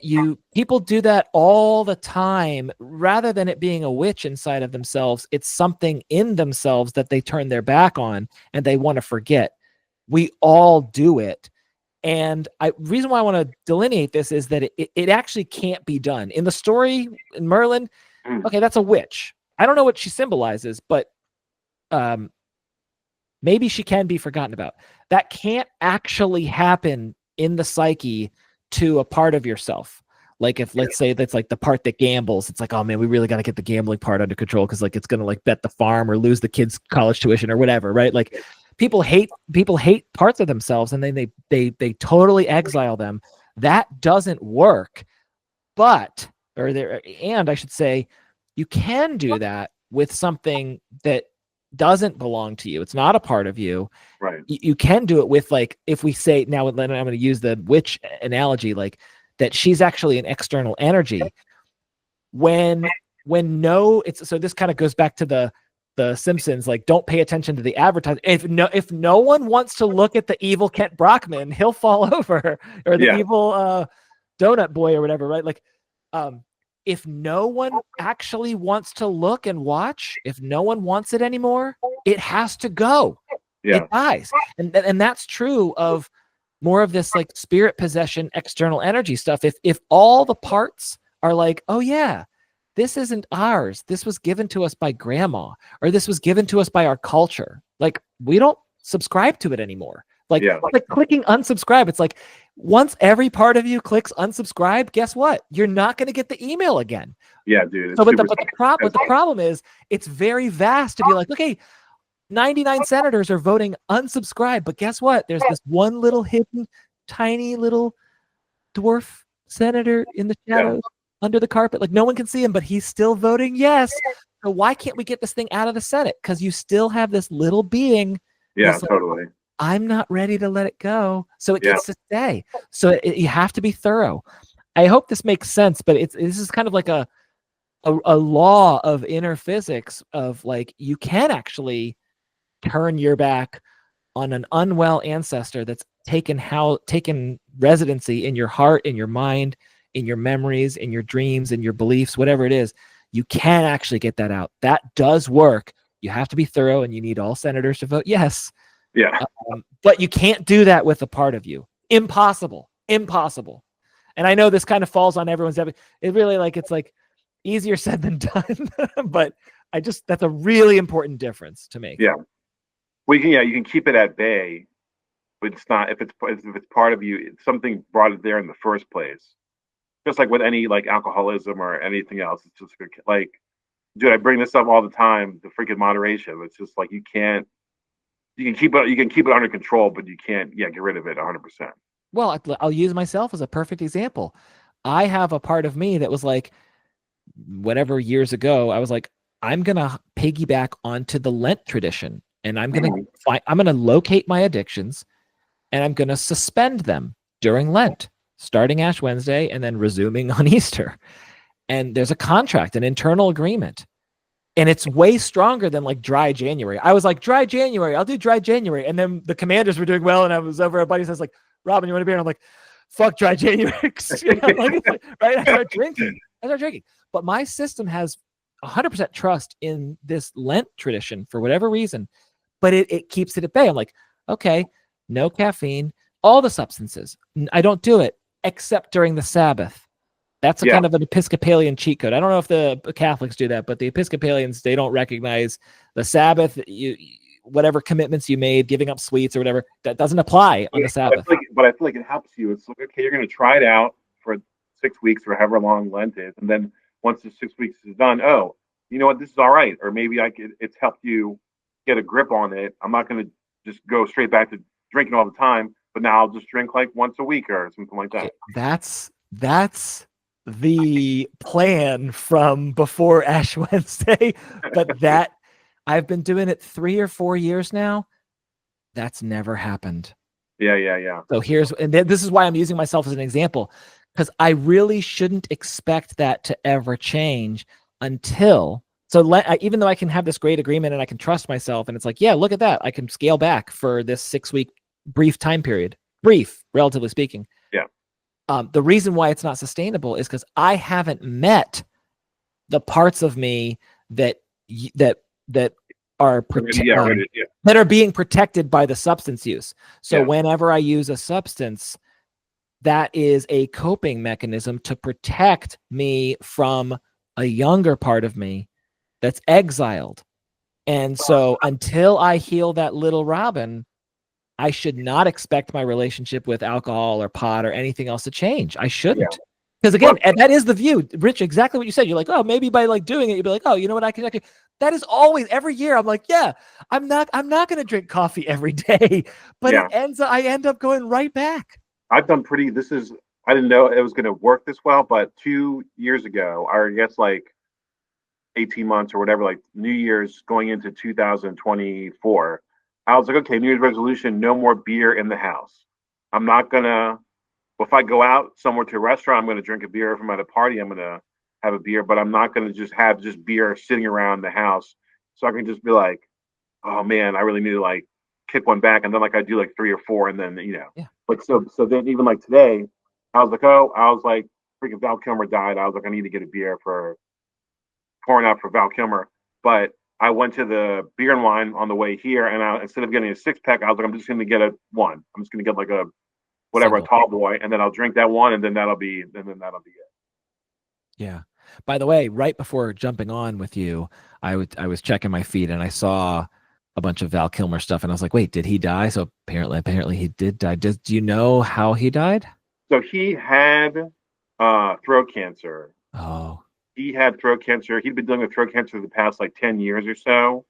And then whenever you get cancer, you go through chemotherapy, and like the chemotherapy defeats the cancer, but then it causes a whole lot of other issues anyway. So I think he wasn't doing great, but he was getting by. But then he caught pneumonia, and so the pneumonia on top of his already weakened immune system is what did it. They were like, we want people to know it wasn't from the throat cancer. It was from, he caught pneumonia, and then when you can't really fight it, then that's he was only like 65. I was just like, damn, dude, so so young. Rest in peace, Val Kilmer. I'll just name the movies that I've seen with him and the movies that I will now want to see in his honor, like Willow, obviously. Yeah, the Batman Forever. He's the Batman Forever guy. Yeah, it's so good. He's in Top Gun, right? Yeah, he's the bad guy in Top Gun. Iceman. The Iceman. I've never watched Top Gun 100% of the way through. Oh, okay. There's a lot of like classics that I've just never like. It took me forever to watch Back to the Future all the way. Mm-hmm. There's just like these like standards, but sometimes I'm just like, oh, I've just never seen like the standards. But yeah, he was such a heavy presence in like late 80s, early 90s cinema. Did you see the Doors movie where he is Jim Morrison? I saw the Doors movie. He is good as Jim Morrison, but that movie is a hard movie to watch. Okay, well, that's the one that I'm thinking of Val Kilmer movies that I haven't seen, and I'm like, that I've been meaning to see, and I haven't seen the Doors movie, and again, I don't have Netflix. Some of my programming that I like is moving to Netflix. I'm like, I'm not gonna be able to enjoy it anymore because it's going to Netflix. But I just, the first like 45 minutes is like, oh, the beginning of the Doors, and he's going to film school in UCLA, and he meets the rest of the band and how they like got their act together. But then eventually it just turns into like the downward spiral of Jim Morrison, and then it's just a lot of like crazy stuff. But the beginning is pretty neat to see. He does a really good Morrison, and everybody else does a good job. Kyle MacLachlan is like the keyboard player, but then it just gets kind of like, it's just a little bit too long. It just gets a little bit too dark. You're just like, man. But well, I hopefully it's on Amazon Prime or something. Yeah, it's worth checking out. It's worth checking out one time just to see. Yeah. Just to see him, yeah. When my band was on tour, we went to the Rock and Roll Hall of Fame. Little known fact: if you're a touring band, you get to go to the Rock and Roll Hall of Fame without admission or anything. They just let you in. You just tell them, like, here, look at my Instagram, look at my CD. They're like, yeah, I guess so. At least that was their policy back when we were touring. But I remember seeing an exhibit with Jim Morrison and like learning about him. Like he had pictures of him when he was a Boy Scout, and there's something about his dad. I think his dad was in the military. Something. Yeah, I think they moved around. They're like military families, like they moved around a lot, so he didn't have a whole lot of like people that he like felt close to. But then he did film school, and he thought he was like, oh, there's like other like-minded people if I'm in the film school. Yeah, I'm also mindful of where we are in time, so I want to piggyback on, or I want to use Val Kilmer's passing as a pivot point. You know where I'm going with this. Yeah. Well, also, if you hadn't gone with that with Val Kilmer, I was about to say because Jim Morrison, I was like, my mom passed away recently, and I was going through her things, and I found her friend saw Jimi Hendrix live, and they have Polaroid pictures of Jimi Hendrix from like he played in Hawaii, and so that was like one of the things that like I felt she told me she had these, and I found them in her possession, but they're just like these three close-ups of Jimi Hendrix at the thing. And I remember getting on Reddit, and because I didn't know like what show it was from, so I got on Reddit and I got on like a Jimi Hendrix fan page, and immediately everybody was like, "Oh, that was like the Hawaii show. That was this," and like they sent me like a video of it, and they were like, "Your mom must have been like right like there's like two or three photographers like in the front row. They were like must have been like one of those people." So that was kind of a cool. That was a cool experience. Very cool that the community was like, our love for Jimi Hendrix is so great and vast that we want to also help you locate where your mom was. It did, yeah. That's so it was like cool. I think it was like her might have been her friend that was there, her friends. During that show, my mom was like 8, so she wasn't at that show. But it was like it might be her friend's dad was there. Somehow she got the pictures of Jimi Hendrix and she passed them on. Yeah. So and then I got them. So I was like, okay, this is a cool, like when somebody's parent passes away, there's different things that you inherit. But I was like, oh, this is a badass like thing to inherit. So you had mentioned right I think right before we started recording, so she passed away like was it 6 weeks ago? When did she pass? February 5th. February 5th, yeah. She had been dealing with, I think late like about a year ago, around April, May, she got diagnosed with leukemia, and she had to do the chemotherapy, much like Val Kilmer, and she went through a couple rounds of chemotherapy, and then things just got kind of, as you do the chemotherapy, your immune system's low, and then she had to go through, she had to do a bone marrow transplant.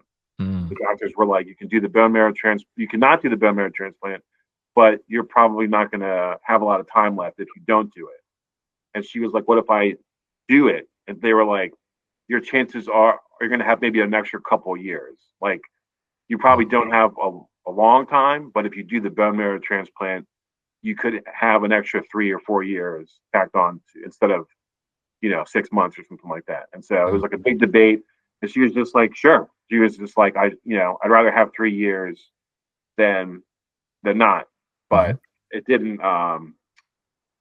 She did bone marrow transplant, but doing the bone marrow transplant involves more chemotherapy, and then when your immunity is down to like 0, like a baby, you're like starting from scratch. You're susceptible to anything, and so I guess there's like a lot of, from the way it was explained to me, there's a lot of diseases and things that you have inside of you that your immune system is constantly fighting off. Yeah. And when your immune system is at like its lowest, that's the opportunity for those diseases to like rise up, and then you have nothing to fight against them. And so that's right. What happened. See, I guess they had told me that the bone marrow transplant went well, but since her immune thing was down to 0, then it was this other thing. This other thing came up, and that was what eventually was the cause. Yeah. Yeah. Yeah. Well, I'm so sorry that you lost her, and I'm curious. I want to ask a couple of questions about it if you're up for it. Yeah, for sure. Yeah. I've been wanting to talk about it. Yeah. Yeah. And I appreciate you being willing to talk about it, especially in this forum, in this venue. Yeah. The one thing I want to say though is that's exactly right. Like that.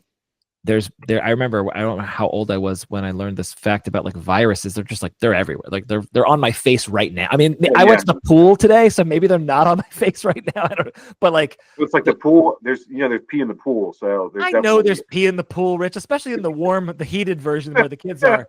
I'm too much of a wuss to go in the cold water. I don't want to go in the cold water. No, but they're everywhere. The viruses are. I remember that the viruses are literally in the clouds. Like, I remember I was like, when I learned that, I was like, ooh, that's a cool there's a sci-fi like concept there. Anyway, I'm going way off task here, or off track rather.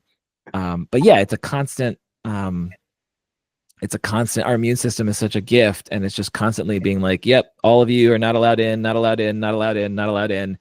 But the moment the guards are like, we're down for the count, bruh. Like, Yeah, they're like, yeah. we want to say you're not allowed in, but we can't. And so Yeah, we had therefore, 3 guys, and like somebody slipped. Yeah, they slip in the come on backside. in. They come on in.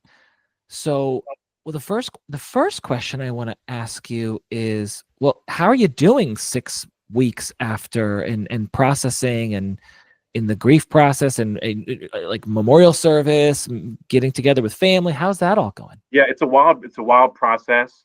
Um, the night she passed away, there was like a ice storm that was coming in, and so it was weird because we were like in the hospital, and I remember for so long, she was always like, "Oh, don't drive when it's like, don't drive when it's icy."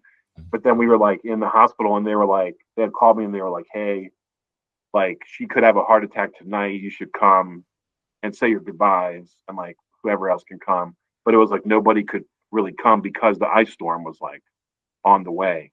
But it was interesting because I was thinking, I was just like obviously I'm gonna stay till the end, but it was like in the back of my mind, I was like, my mom was always like, "Don't drive, don't drive when it's icy."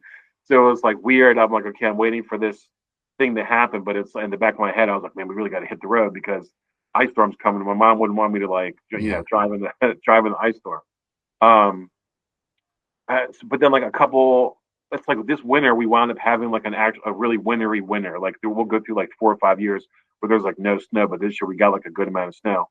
And so I wound up having to like when it's going to be snowy, I'm like, oh, I'm going to go to my grandma's house so I can like shovel her driveway, and then I'll spend the night there. And then my mom also, I mean, my aunt happened to be there as well. So it's like it almost like gave us an opportunity for us, like my aunt, my mom's sister, my grandmother, and then for me to all be like in the same place at the same time and kind of just like grieve together and like go, it was unexpected. I didn't know like when we were going to be able to be all together, but then it wound up being like a nice thing that like I didn't expect to happen. It all just kind of happens, it happened in a nice way.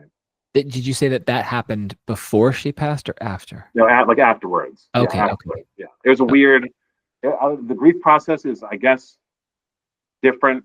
Obviously, it's different for everybody. Some people like you don't know when it's going to hit you. You might be in denial for like what is it, the seven stages Oh, of the death. Kubler-Ross's, that's been debunked, but yeah, Kubler-Ross's is denial is the first and acceptance is the end one. Yeah. But I guess Anger. Yeah. it's like I guess I wonder what it is for, if that's the same for after somebody passes away. Like there's the leading up to somebody passing away, but then after passing away, it's like what is the stages? And it's like I don't know if there is like a set script. It's just kind of everybody goes through things in a different way.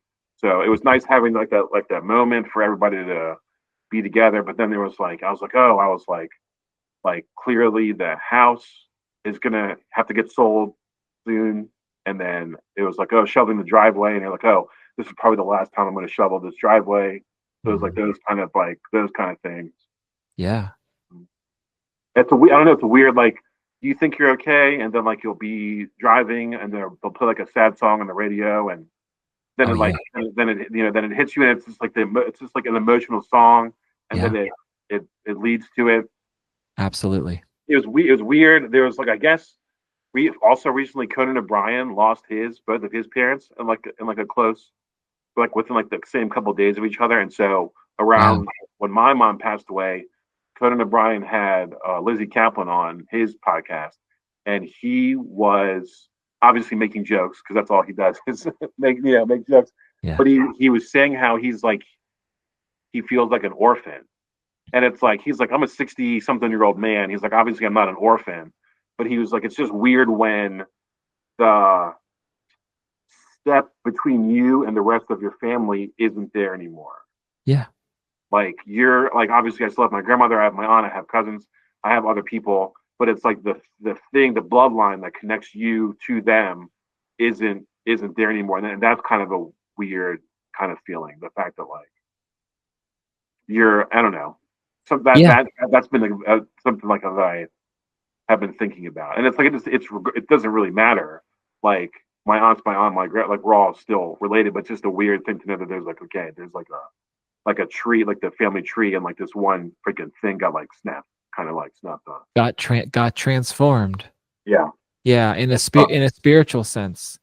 your mom's physical body got transformed. She's not embodied here anymore. And this kind of goes into a different question. I don't know if I want to ask it just yet, but it's more spiritual. There's something I wanted to say earlier.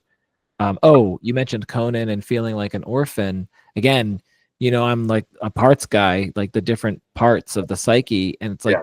dude, just because Conan is physically in his, what, 50s, 60s, whatever he is, Yeah. like, doesn't mean there aren't little boy Conans, just like little boy Riches and little boy Yeah. Robins. And so, yeah, we can be fully grown ass men with beards and shit. And that doesn't change the fact that like the younger boys that live in our heart, who we is a part of us, they are, the grief process, it's not like it doesn't touch them. Yeah. Well, that was really something I didn't expect to be so interesting, but it was. When she was getting like she was on life support, and we like the doctor was like, when you want to take the life support, and like you kind of wait for it all to happen, and they were like, do you want to see someone like a chaplain or like a priest, like a religious representative? Yeah. And I was like, all right. I was like, it can't hurt. I was just like, just to have somebody else who's skilled in this neighborhood of stuff. I was like, why? I'd love to have somebody. And so they were like, okay, who do you want? It was like 11:30 at night. So I was like, here's the menu of chaplains. Yeah. I was like, I don't know who's available. But I was like, they were like, oh, what religion was your mom? I was like, Greek Orthodox. And so I guess they just heard Orthodox and they like contacted like a rabbi, which I thought was funny. But then I think they realized they're like, oh, he doesn't want a rabbi. And I would have been fine. I was just like, I don't care. Anybody is cool. Yeah. But I think they just got like just a general dude who came in. And, there wasn't a whole lot he could do except just be there. But he was like, he asked me what my favorite memory of my mom was. And I thought that was a good, like, if anybody's in his position or to be like a chaplain or whatever, because it's like, there's, who knows how long she's been going through cancer, who knows the ups and downs, all this stuff like that. And he was just like, just think back to like before all this stuff and just think about like the good, he's like, just think about the good stuff. Try to think about the good stuff, which is hard when you're like, the past like year, it's been hard to think about that. So it was just like, dude, just go back and like think about that. And that like was super helpful because it was like stuff that I hadn't thought about in like a super long time. And even like as I got older, like we had a really good relationship when I was a kid, but then as I got into like high school, college, thing as it happens with, with mine, but I think with a lot of parents, you get like there's a more difficulty because it's like you want to be your own person. Your parents want you to still stay a little kid. There's just like you fucking butt heads. That's right. So it was cool for me to like just think back and be like, oh, I was just like, she was a really nice person. I had a really good time when we were younger. So it's been good to like think about like, and then like I found a bunch of pictures when I was a kid and when I was younger, when she was younger, and I was just like, that was one of the most, I think, beneficial things was like think about to kind of go back a little bit. Yeah, that's a wise presence. Some people don't have that at all. Some people it's like the relationship was like tumultuous, as far back as they can remember. Got a little quiet there. Say again. Some people don't have that at all. Some people like I have a friend from high school, and I'm just like, hey, like, what's going on with your mom? And he's like, I don't know. He's like, maybe she's in jail, maybe this. Like, they don't have any kind of good. It's like if the person's mom was to pass away, he'd be just like, whatever. But it's like it's good that some people still, even if like the last decade was a hard time, you could still go back and be like, oh, like, up until I was like 13, 14, everything was, pretty cool. As long as you have something to look back on and cheer you up a little bit. Yeah. It sounds like it was eliciting, love, essentially, right? Yeah. Like the loving connection that you have for your mom, and just as you grow older, like you forget about in any relationship with anybody, you forget about the early days and other things happen for you to forget about that. But it's good. I don't know, the fact that the chaplain guy was like just like, what are your favorite memories? And I was like, it just like it snapped you out of Yeah. stuff. The Yeah, trance of the trance. Yeah, of the grief. Yeah. And there's can be you mentioned how some people they have very, sometimes they don't have any relationship with their parent, or they can have a hard relationship with their parent. Some people never knew their parents, right? If they're yeah, like, if they're adopted, they have adopted parents, but if they find out like, oh, your biological dad died or whatever, it's like, I never knew my dad. Like, I don't care, right? yeah. There's, That's what happened to me. I never really knew my dad, and then I got news that like he had passed away, but I was like, I didn't know the guy, so I was just kind of like, yeah, yeah, yeah. And there's still but there's still a connection there, right, even though you never knew him, there's still, and people metabolize that loss differently. The question I wanted to ask you spiritually, and I ask this, I don't know why I'm so prone to ask it like almost right away. I didn't want to ask it right away. I had to restrain myself from asking it right away in this yeah. conversation. But a lot of times when someone says something about losing someone, and almost the first question I ask is, has their spirit visited you? Have they shown up in a dream? I no, not so far. And like, I feel like maybe eventually it'll happen. I think I've seen ghosts. I believe in ghosts. I believe in spirits. I believe in the afterlife.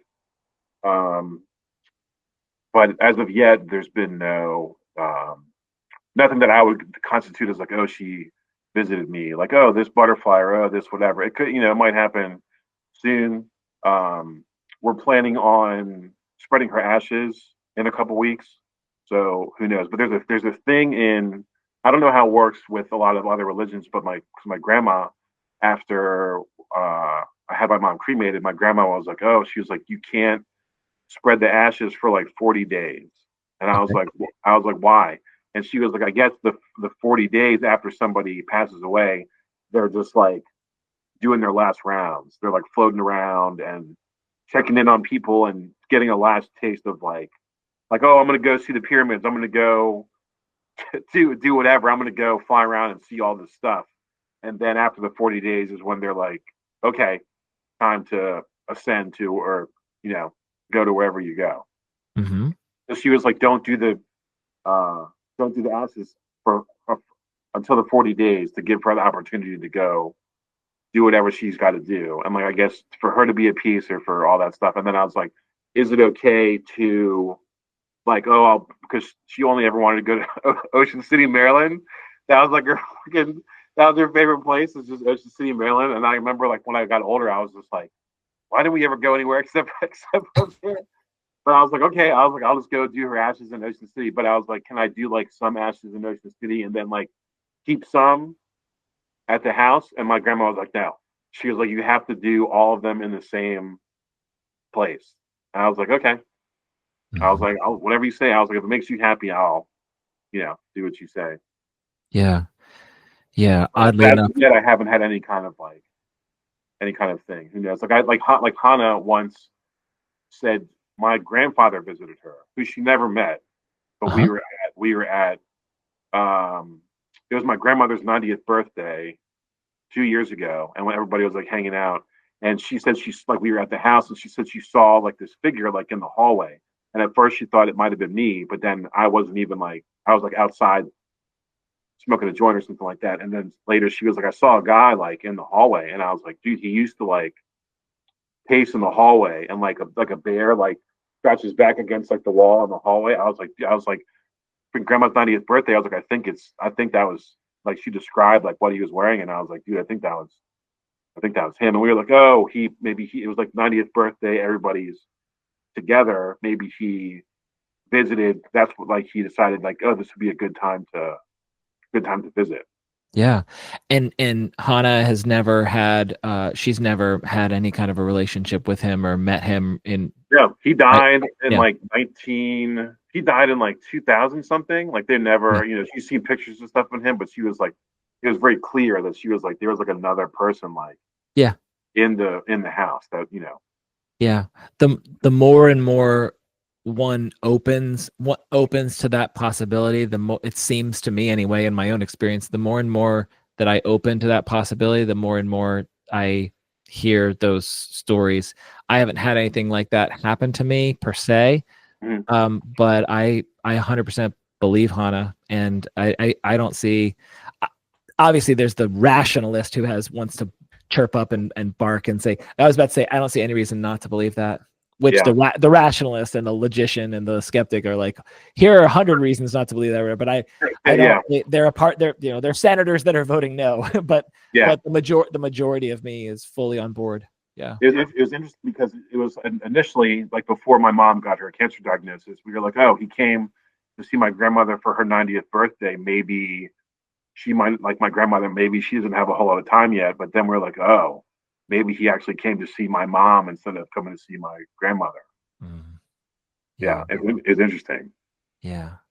But you have to be, I feel like you have to be open to those kind of. You do. Those kind of things. There are examples. I don't know if have I talked to you at all about the telepathy tapes, that podcast? I think so, but it was like maybe like the first episode that we did. Okay, well, I didn't hear about it until like November of last year or December of last year. But there's examples of like if someone's not open to it, then they're not going to be contacted. Yeah. Like, so there could be like people in a family where like 3 out of 4 members of the family are like, yeah, we all saw it. We all got the message. But like dad's not open to it. So dad didn't see it. He didn't get the message, That reminded me, like speaking of grandfathers earlier, we were talking about, like the reincarnation and like where the soul waits in limbo and stuff. And like, we saw like Hannah's sister has 2 kids and the one daughter is the spitting image of Hannah's mother's father, of Hannah's grandfather. And we were just like, dude, and like everybody's just like, it looks just like, and we'd seen videos of like little kids and like somebody being like, are you Fred?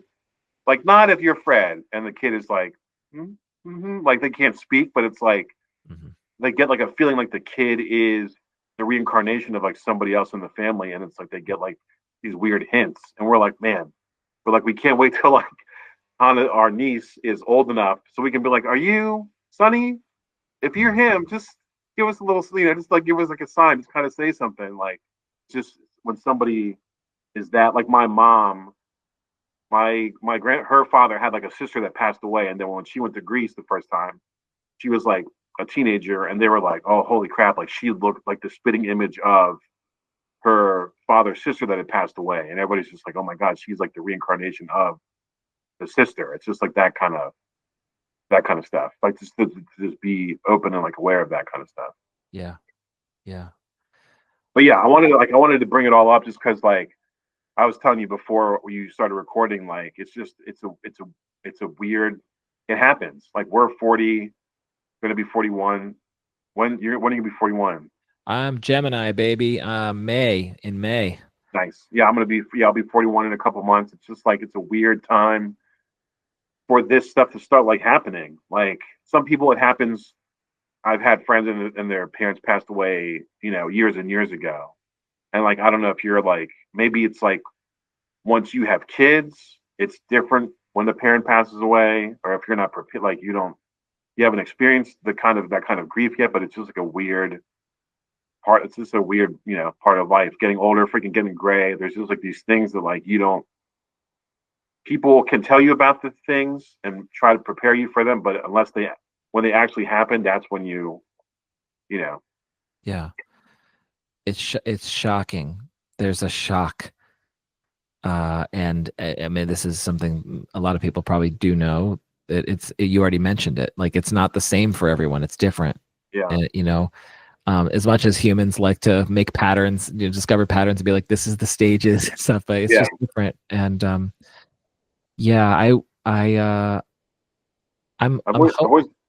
was gonna say, I've always thought it'd be cool, like, even though like you can't tell anybody like what to expect, to just write a book from just like I don't have a degree in anything, but it's just like to write a book just from a person's perspective and just be like, hey, this is just things that happen to you when you get older, and like it's like here's relationship advice from somebody who's been in a relationship for 10 years or somebody who's been married for 5 years. It's just like things that you can just tell people and just be like, these are things that you don't think about. They don't happen until you experience them. And you could like give, I mean, you could give somebody a heads up. Obviously, like everything's different, but I just always like, I don't know. I feel like I've learned so much more from experience than from books. Yeah, totally. Totally. Yeah, it's different. You can't there's only so much you can get from reading someone else's experience and read. Like I could write the book and then give it to somebody, but it's like if that person's 10 years younger than me, it's just going to be like, what the fuck is this guy talking about? It's just like you're not ready to take it in until you've had a taste of it, or until you've, you can read it and be like, oh, that's interesting, but if it's not on what wavelength that you're on, it's not going to be the same thing. And some people think that even if no one reads it, there's benefit to writing that book. Mm-hmm. Just I just always thought it'd be interesting, I guess, just to put your stuff out there. And like I have friends that are younger than me, and just knowing that they're like, oh, they would come to me for advice, just as somebody who's older and who's been through things. Mm-hmm. Even just a piece of it being helpful. Like if somebody's like, oh, having marriage troubles, or they're having troubles with this, to just be like, hey, dude, I've been there.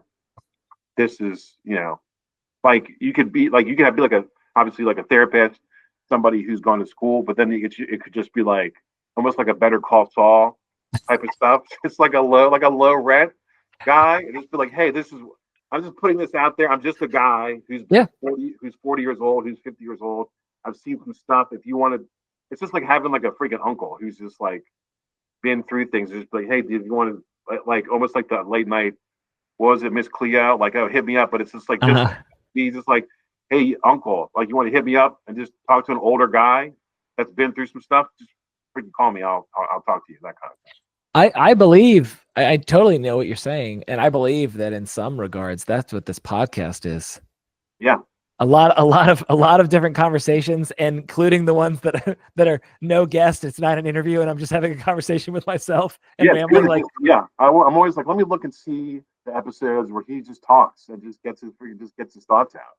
Yeah, exactly. Well, but again, like there's that side of it of just like sometimes it can be helpful to just put it out there and name whatever you're going through, and know in that back to that common humanity that like someone else, it might not be the exact scenario, right? But there's something symbolic or thematic or like generally enough to say like, oh yeah, I'm not alone, or I also struggle with this, and that's that common humanity thing. But I'll tell you, Rich, I am the worst person. If anyone wants to come to me for advice, I'm the worst guy for it. Like if like I'll give it, I'm actually pretty bad at giving it all the time unsolicited. I probably like in an unconscious way, I'm in the trance of like an advice giver.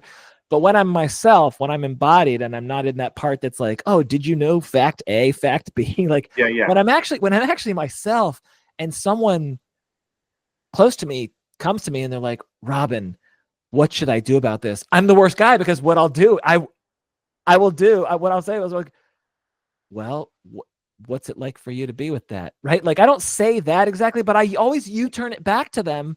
And I'm like, I am highly disqualified to give you, this is your life. And I am here. I'd like to know more if you're open to sharing, but I never give advice because it's not my place to. That's why I thought it would be interesting to do like the Miss Cleo style, where it's just like, I'm not going to give unsolicited advice, but if you're looking for it, here's my number, hit me up, and then I'll answer your questions, or I'll give it to you as you would like to have it, kind of thing. Yeah. Well, I think that like you're describing, you talked about our age, and saying like there are people our age who both parents have passed away. They're our age, both parents have passed away, but there are also people where it's like, I never knew, like you were saying, I never really knew my dad. So that's an ambiguous loss. There wasn't like my dad came to every Little League game, but then died tragically when I was 10, right? It's like, no, it's just like, I just never knew him. And then you found out when he died. What were you saying before? There was somebody, and it was between like the Caps game or like the school dance. Say again. Earlier in the or like right at the beginning of the episode, you were saying maybe it was your friend that was like the Caps game. It was like, oh, I could watch the Caps. The school, the musical. Like, am I going to go to my daughter's like musical, or am I going to Yeah, go watch potentially Ovechkin breaking Wayne Gretzky's record? yeah, Yeah. yeah. That was it. Made me think of like Hook, and like in Hook, he fucking his son is like, dude, come to the baseball game, please. There's like, and the wife is like, you need to go to the baseball game, you asshole, go to the baseball game. But then he has the stupid meeting, and then he like sends his friend to tape it. He's like, I'm gonna just tape the first like 20 minutes, I'll be there. And then he gets there, and it's been over for like 2 hours, and it's just like, dude, like, Dude, Rich, that movie made such an impression on me. You know, it came out in what, like 92 or something in the early 90s. We were young. We had to have been in elementary school when Hook came out. dude, I went and saw it. It was like 91, I think, Okay. at But the movie theater, and I distinctly remember like it was like Christmas time when they had done the movie, and they did extra good like Hook decorations and shit because it was like coming because it came out at Christmas time. And like the movie gets like a bad rap or whatever. Like I think it has like a low Rotten Tomato score or whatever. But it's like I've never talked to anybody that said anything bad about it. They're just like it's so good as far as like being a kid and the issues that it talks about. well, I want to say that that movie made such an impression on me as a child. Like as a child, I knew. I don't know if it was. It had to have been before I saw that movie. So I had to have been younger than I guess first grade. But like I knew that I was going to be a parent. I was like, I want to be a parent. And when I saw that movie, I was like, I'll never be that dad. You know, Uh-huh. like that movie clarified for me, like, you know, that's the dad that you don't want to be. And so like when I've It, had examples, when I had to like I didn't know, I wasn't like didn't know something was on the schedule. It was like the fall or the spring musical, or it was something like that. yeah, And I had clients or something. I had something that it was double booked. I didn't realize it, and I wasn't able to go. And the movie Hook, I was like, I'm Robin Williams in that movie. Right? I was like, what I didn't want to happen. I'm like, oh fuck, right? Like it felt so terrible. I mean, we know what it feels like when we betray ourselves, like when we don't act in accordance with our values. We feel it at a visceral level. I wonder how many parents like when that movie came out, they were like, I mean, this is before internet and stuff, but they were like, dude, I gotta start spending more time with my kids. Like, Yeah. yeah, this guy. But then it's like it's good that he comes to the error of his ways. He sees there's a the theory that I have, and I've seen other people agree with this, is that Wendy saw what a dick he was being to the kids. So Wendy gets in touch with either Smee or Tinkerbell, and it's like we got to do a situation, and you're gonna kidnap him and like kick his ass into becoming a better parent. Hmm. Like he's headed down a really shitty road where he's not going to pay attention to the kids and it's going to ruin the kids. And he's like, I know Hook is looking for some action. I know you're looking for some action. Why don't you guys, like, I'm going to tell you where he is, take him to Neverland and like get him to uh, start paying attention to his kids again. Like, remember who he used to be. Yeah. And that reminds me of Charles Dickens, like the what's the Oh, Christmas? Scrooge. Yeah, exactly. Like Oh, yeah. he's also taken by spirits into the spirit world to remember. It's like the bad trip, full circle. It's like the bad trip. Like you come back from the bad trip and you're like, oh my gosh, I'm so great. I'm so grateful. You know, Yeah. Yeah. Scrooge had a bad trip and he's like, oh my gosh, it's Christmas morning. Yeah. I've changed my ways. My family might be annoying, but at least I have a family and I'm not freaking Yeah. fighting pirates and like in a grave and doing all this. It's like, man, you just need to be you're surrounded by the shit. We're freaking Hook at work, Scrooge with the money. It's just like you're surrounded by the stuff all the time. You need to freaking take a step out. And it's like some people aren't going to realize that and be like, oh, I'm going to book a vacation. It's like you need like to be on the ship and the ship blows up or like whatever, and then like you're stranded on the desert island, and then eventually when you have nothing but time and you're like, oh man, I'm so appreciative for what I actually have. Yeah. Rich, when are you gonna scatter your mom's ashes? The end of April, like the Sunday after Easter. Oh, okay. The Sunday after Easter. And you're gonna go to OC to do it? Yeah, we're going to Ocean City, and then we're going to hit Belly Busters. I don't know if you're familiar with that. It's just like a Mhm. little beach surf shack, but it was like, and like from what I've been told, you're not. It's like I don't know if it's illegal, but it's. I was just like, I don't give a shit. Like I'm just gonna, do it. I don't think you're supposed to like spread the ashes, Oh, yeah, but whatever. it's like whatever. I'm like, who's gonna stop me? It's just like, who cares? Yeah, Like, no, I'm sure so many people are like, put my ashes in the ocean. You know how many people have had their ashes spread in the ocean? Not that you're going to do it in the ocean. I mean, some people might want it on the beach or wherever, but like, yeah, I totally. There's some laws are made to be broken, and yeah, yes, we both said that on air. It's totally fine. dude. But yeah, we're gonna do that then, and like get some grub and just kind of do a goofy Ocean City kind of thing. Yeah, Well, my wish for you is that you'll experience the blessing of your mom's spirit visiting you whenever the time is right. And I would say there's two things, again, to whatever degree it feels right, if you're open to it, two ways to like increase the likelihood that that happens is number one, um, no one needs to take psychedelics to experience a psychedelic experience because we all do it every single night when we go to sleep. Every single oh yeah, night when we go to sleep, our ego goes to sleep. The managers, the protectors, all of that like goes to sleep. And then guess who gets access to our psyche? All the ones who have been crowded out and we don't listen to them and then they come in. Okay. So, but there's something called dream seeding. And so if you lay in bed and you're like, before you go to bed, like I was actually surprised that I didn't have a dream about the turtles again because I was looking at it right before bedtime, like the yeah. snapping turtle. But anyway, dream seeding is where you just like yoga nidra. They call it a sankalpa. You have an intention when you do yoga nidra. It's kind of like a sleep yoga, Yeah. where so you have an explicit intention to say, if it's right, you're kind of like asking the universe, if it's right, come visit me. And you say that you say it privately. You don't have to say it out loud if you don't want to, but you're putting that out there. And again, only if it feels right to you to do that. The Yeah, second would be meditation and prayer. And that would be, again, going into a trance state, but you're not going into like sleep or the hypnagogic state. Well, actually you are. Now I'm getting too technical. God damn it, Robin. So yeah, so meditation and yeah. prayer I would be totally another. no, I totally agree. Like even there's been times where like I'm like, dude, what if I just think about this thing a whole bunch of times before I go to sleep, and then I just have dreams about it. Yeah, You but just, and again, it's not being I know attached it's to it. I know it's not the same thing, but yeah, if you just like open yourself up to letting that happen to you, then you have more of a likelihood of it happening. Yeah, and it can't be a place of like, please let this happen. It can't be like the kid who's wishing for Nintendo on Christmas morning. It can't Yeah, be like yeah. that But if you because just that's think about it, you're just like, oh, that'd be cool if that did happen, and you just yeah, leave your mind open to it. Yeah, right. It's like if it's right, may it happen, and it's just it's an intention, but not being attached to the outcome. Um, yeah. Uh, should we wrap this up, Rich? yeah, sure, man. It's been we got the allotted amount of time. Yeah, yeah, lots of fun as always. And also, you said last time, there's no rule that says you can't come on like later this month or whatever. That you have like a device to record. We should go on a walk and record.